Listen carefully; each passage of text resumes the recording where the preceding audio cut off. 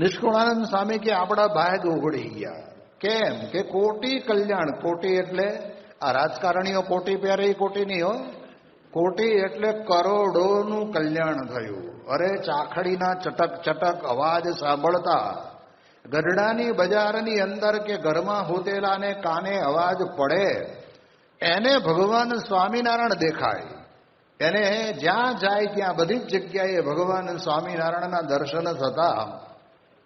આવા પરમ દયાળુ ભગવાન સ્વામિનારાયણની પ્રાપ્તિ એ જ વખતના થઈ તો એમણે કરોડના કલ્યાણ કર્યા કે જેમ તેમ નહીં. અને પછી કહે છે કે મળ્યા પ્રભુ પ્રગટ પ્રમાણ.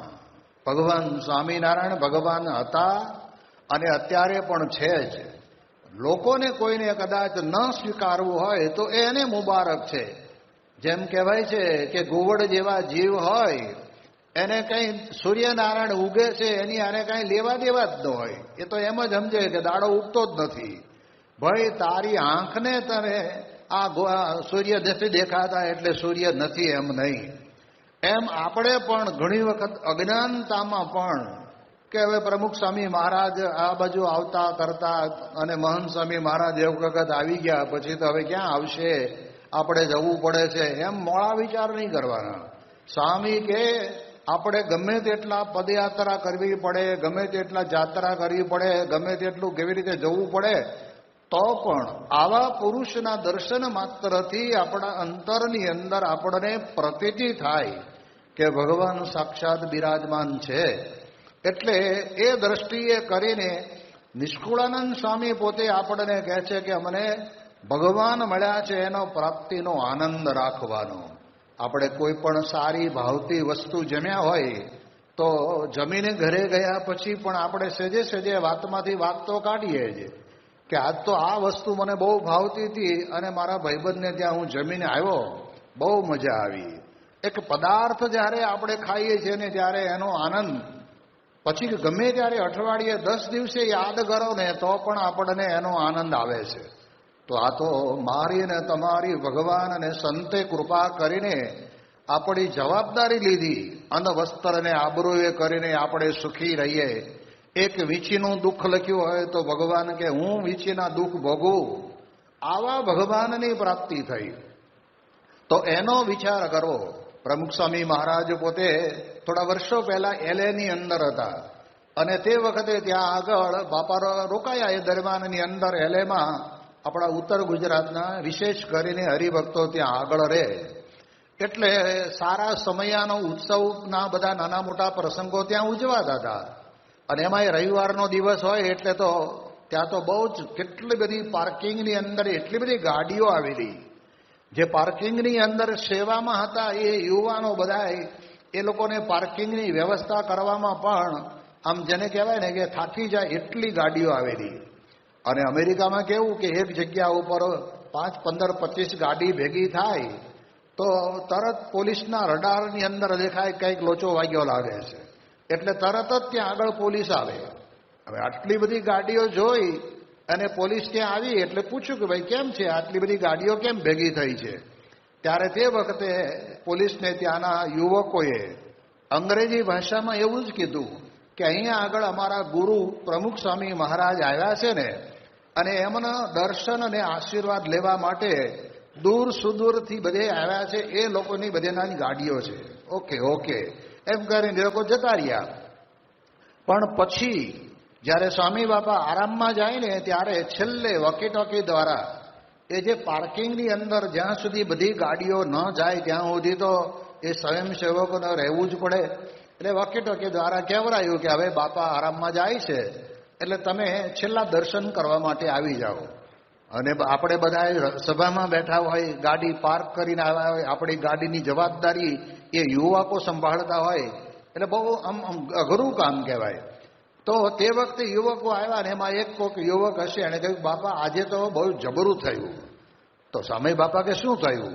તો યુવકે બાપા એક પોલીસ આવીને કહે છે કે આટલી બધી ગાડીઓ કેમ આવી છે અને એનું કારણ શું છે? એટલે અમે કહ્યું કે અમારા ગુરુ આવ્યા છે એટલા માટે. સ્વામી કે કહેવું હતું ને ચમકનો પહાડ આવ્યો છે એટલે એમનામ તો કંઈ કોઈ આવે નહીં, ગાડી કંઈ થોડી એમનામ દોડી દોડી આવે છે. પણ ગાડી લઈને જવાનો વિચાર કોને કરે, કોને આવે? આપણને આવે. કેમ આવે? તો કે પ્રમુખ સ્વામી મહારાજમાં સાક્ષાત ભગવાન બિરાજમાન છે, એવા પુરુષની આપણને પ્રાપ્તિ થઈ છે. એટલે મહંત સ્વામી મહારાજની આજ્ઞા છે આ, કે આપણે દરેકે સાધુ સંતો હરિભક્તો પાર્ષદ સાધક નાના મોટા દરેકે દિવસની અંદર 15 મિનિટ ઓછામાં ઓછી પ્રાપ્તિનો વિચાર કરવાનો. જેમ ઘણી વખત તમારા બેંક લોકરની અંદર 500 તોલાના દાગીના પડ્યા હોય તો તમે યાદ કરો કે ન કરો, પણ તમને યાદ આવી જ જાય કે આ હિંમતનગરની અંદર તો મારા જેટલા દાગીના કોઈના હશે નહીં. એમ એનો આનંદ રહે. તો એ આનંદ માત્ર હજી તો બેંકની લોકરમાં પડ્યા છે. એક ચાવી એની પાસે છે, એક ચાવી તમારી પાસે છે. તમે ત્યાં જાઓ અને રજિસ્ટરમાં સાઇન કરો, પછી તમને બીજી ચાવી આપે, એમાંથી પછી કાઢો અને પછી પહેરો. પણ પડ્યા છે એનો આનંદ આપણને રહે. તો સ્વામી કહે છે એમ આપણને ભગવાન મળ્યા છે, આવા સત્પુરુષ દ્વારા ભગવાનની પ્રાપ્તિ થઈ છે, એનો આપણને આનંદ રહેવો જોઈએ. મુંબઈના કોઠારી સ્વામી પણ એક બહુ અદ્ભુત વાત કરતા. સ્વામી કહે કે આપણે ઘરેણાં પડ્યા હોય પણ પહેરીએને જે આનંદ આવે એવો આનંદ બીજે ક્યારે આવે નહીં. એમ આપણને આ પ્રાપ્તિ થઈ છે એને ભોગવવાની. એટલે ભોગવવાની એટલે શું? કે અંતરમાં એમ જ વિચાર કરવાનો કે મને સાક્ષાત પરબ્રહ્મ પુરુષોત્તમ નારાયણ, જે વૈરાટ બ્રહ્માએ પોતાના 50 વર્ષ અને 1.5 પોર સુધી સ્તુતિ કરી, એક પગે ઊભા રહીને, અને આપણા બ્રહ્માંડમાં ભગવાન આવ્યા. હવે એને તો દર્શન થયા કે ન થયા ભગવાન જાણે, પણ આજે આપણે 5મી 6ઠી પેઢીએ પણ અખંડ ભગવાનનું જેને પ્રગટપણું આપણા ગુણાતીત ગુરુવર્યો દ્વારા રહ્યું છે, અને બધાના અંતરાત્માને કબૂલ કરે છે કે ખરેખર આપણને ભગવાન અને સંતની પ્રાપ્તિ થઈ છે. એનાથી આગળ અમેરિકાની અંદર ન્યુયોર્કમાં પ્રમુખ સ્વામી મહારાજ બિરાજમાન હતા, અને તે વખતના સમયની અંદર બહુ વધારે કંઈ એટલા બધા હરિભક્તો નહોતા, પણ સભા ભરાઈને બેઠેલી હતી અને બાપા પોતે ત્યાં બિરાજતા હતા. અને ત્યારે કંઈક સમાચાર મળ્યા ભાગવત વિદ્યાપીઠ સોલાના અધ્યક્ષ કૃષ્ણશંકર શાસ્ત્રીને, અને એમને સમાચાર મળ્યા કે પ્રમુખ સ્વામી અમેરિકામાં પધાર્યા છે. એટલે યોગી મહારાજના વખતથી કૃષ્ણશંકર શાસ્ત્રીને આપણા ગુરુઓની સાથે બહુ સારો નાતો. એટલે એ તો સરનામું અને એડ્રેસ જે કંઈ હશે ગોતી કરીને ત્યાં આવ્યા કે હું તો કથાકાર છું, પણ પ્રમુખ સ્વામી તો એક સંત છે, એટલે મારે તો દર્શન કરવા પડે.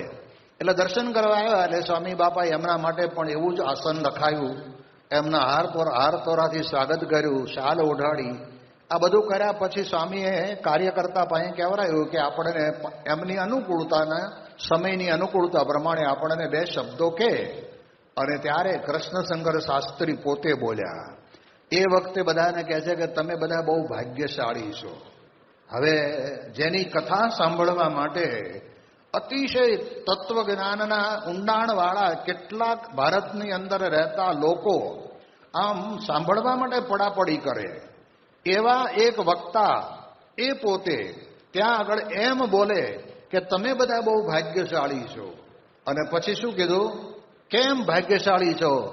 કે આ દુનિયાની અંદર તમને દીકરા દેનારા મળશે, ધન સંપત્તિ દેનારા મળશે, તમને કંઈક નાનો મોટો રોગ થયો હશે તો એને કાઢનારા મળશે, પણ તમારી આંગળી પકડીને તમને અક્ષરધામની અંદર ભગવાન સ્વામિનારાયણ પાસે લઈ જનારા પ્રમુખ સ્વામી સિવાય બીજા કોઈ મળશે નહીં. એ એની તમને પ્રાપ્તિ થઈ છે. વાદ વિવાદ કે બકવાસ ન કરો, વિરોધનો વિચાર ન કરો. આવું વિશાળ આયોજન પ્રથમ જ છે. પણ શાસ્ત્રીજી મહારાજ કહેતા તેમ વાછરાના પગ જેવડું થઈ જશે. છેલ્લા શ્વાસ સુધી સગવડની ઈચ્છા રાખ્યા વગર સેવા જ કરવી, એકબીજાની અનુકૂળતા કરી દેવી, એકબીજાને મદદરૂપ થવું. મારી વાત કરું, શાસ્ત્રીજી મહારાજની શતાબ્દી વખતે એટલું બધું કામ રહેતું કે ખાવાની પણ ખબર નહીં. કામમાં બપોરના 2 કે 4 વાગે ને ઘણીવાર રાત પણ નીકળી જાય. તે વખતે મોટા સ્વામી મને પરાણે જમવા બોલાવી લાવે ને હું ન જાઉં ત્યાં સુધી પોતે પણ જમે નહીં.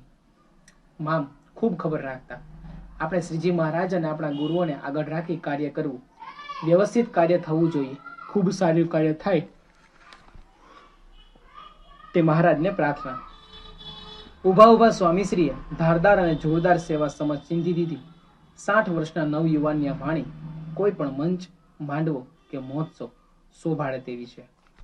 તારીખ 27 ડિસેમ્બરની સવારે પણ ભાઈ કાકા હોલમાં જ દ્વિશતાબ્દી નિમિત્તે રચાયેલી 350 કાર્યકરો ધરાવતી સંયક સમિતિની બેઠક યોજાઈ હતી. તેમાં પ્રાસંગિક પ્રવચનો પછી મહંત સ્વામીએ કરેલું પ્રતિજ્ઞાપત્રનું વાંચન સૌએ ઊભા થઈને ઝીલ્યું. ત્યારબાદ સ્વામીશ્રી આશીર્વાદ આપ્યા કે આ હોલા ઉપાડ થયો છે, આપણે ભોંયે સૂઈને મહેમાનોને પથારી આપવી, આપણે પાટલા ઉપરથી ઉઠી મહેમાનોને બેસાડવા, સભામાંથી આપણે ઉઠી તેમને બેસાડવા. મહારાજે દયા કરી કે આ વખતે આપણો જન્મ છે, જીવનમાં આ યાદ રહી જશે. સેવાની આ દિશા ચિંધી સ્વામીશ્રી સૌ કાર્યકરો સાથે જ સ્વામિનારાયણ નગરની ભૂમિ પર પધાર્યા. આશ્રમ રોડ પર સુભાષ બ્રિજ પાસે તૈયાર થઈ રહેલા આ નગરની જમીનને સમથળ કરવા મહાકાય બુલડોઝરો પોતાના પંજા પ્રસારવા તત્પર હતા. તેનું પૂજન કરી સ્વામીશ્રી ઠાકોરજી સાથે બુલડોઝર પર બિરાજ્યા. તે દ્વારા જળમાં પણ ચૈતન્ય સંચાર કરી તારીખ 28 ડિસેમ્બરના રોજ વડોદરા આવી પહોંચ્યા. અહીંની દાલિયાવાડીમાં યોજાયેલા ભારત વર્ષીય ઔદિત્ય બ્રહ્મ સમાજના 32મા સંમેલનમાં પધારેલા સ્વામીશ્રીનું મિલન દ્વારકાની શારદા પીઠના જગતગુરુ પૂજ્ય સચ્ચિદાનંદ તીર્થજી સાથે થયું. આ શંકરાચાર્યનો પુષ્પહાર પહેરાવી બહુમાન કરતા સ્વામીશ્રીએ ઉપસ્થિત બ્રાહ્મણોને પણ આશીર્વાદ આપ્યા. તેઓની આ કૃપાથી કૃતાર્થતા અનુભવતા બ્રહ્મ સમાજે દ્વિશતાબ્દી નિમિત્તે 501 રૂપિયાની સેવા જાહેર કરી. પરંતુ આ જાહેરાત સાંભળી સ્વામીશ્રી બોલ્યા, બ્રાહ્મણોનું લેવાય નહીં, શ્રીજી મહારાજ તો બ્રાહ્મણોને જમાડી દક્ષિણા આપતા. એમ કહી તેઓએ સંસ્થા વતી 500 રૂપિયા ઉમેરી 1001 રૂપિયાની ભેટ બ્રહ્મ સમાજને ધરી. તેઓનું આ સૌજન્ય જોઈ બ્રાહ્મણોએ હર હર મહાદેવ હરની ઘોષણાથી ગગન ભરી દીધું. સવાય સૌજન્યના સ્વામી રહેલા સ્વામીશ્રીને આપનારો હંમેશા અધિક જ મેળવતો.